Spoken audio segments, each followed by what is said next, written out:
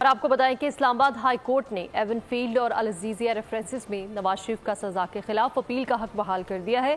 اعظم نذیر تارڑ کہتے ہیں کہ نواز شریف کی ضمانت بھی منظور ہو چکی۔ العزیزیہ اور ایون فیلڈ ریفرنس میں سزا کے خلاف نواز شریف کی اپیلیں سنی جائیں گی۔ اسلام آباد ہائی کورٹ نے اہم کیس کا فیصلہ سنا دیا۔ عدالت عالیہ میں نواز شریف کی سزا کے خلاف اپیلیں بحال کرنے اور حفاظتی ضمانت کی درخواست پر چیف جسٹس عامر فاروق اور جسٹس میاں گل حسن پر مشتمل بینچ نے سماعت کی۔ قائد نون لیگ خود بھی عدالت میں پیش ہوئے۔ پروسیکیوٹر جنرل نیب نے موقف دہرایا کہ عدالت میں سرنڈر کرنے کے بعد ملزم نے خود کو قانون کے رحم و کرم پہ چھوڑ دیا۔ چیف جسٹس کے پوچھنے پہ بتایا کہ نواز شریف کی گرفتاری درکار نہیں۔ جسٹس میاں گل حسن نے کہا پروسیکیوٹر جنرل نے بڑی واضح پوزیشن لے لی ہے۔ پروسیکیوٹر جنرل نیب نے کہا ریفرنس واپس لینے کی گنجائش ٹرائل کے دوران موجود تھی۔ نواز شریف کی اپیلیں بحال کرنے پہ کوئی اعتراض نہیں۔ اشتہاری نے سرنڈر کر دیا تو اپیل سنی جانی چاہیے۔ پروسیکیوٹر نے مزید کہا کہ نیب نے سرنڈر نہیں کیا۔ نواز شریف کے وکیل اعظم نذیر نے دلائل دیتے ہوئے کہا اپیل بحال ہو جائیں تو حفاظتی ضمانت کی درخواست غیر مؤثر ہو جائے گی۔ عدالت عالیہ نے دلائل کے بعد فیصلہ محفوظ کیا اور کچھ دیر بعد سنا دیا۔ سماعت کے بعد نواز شریف عدالت سے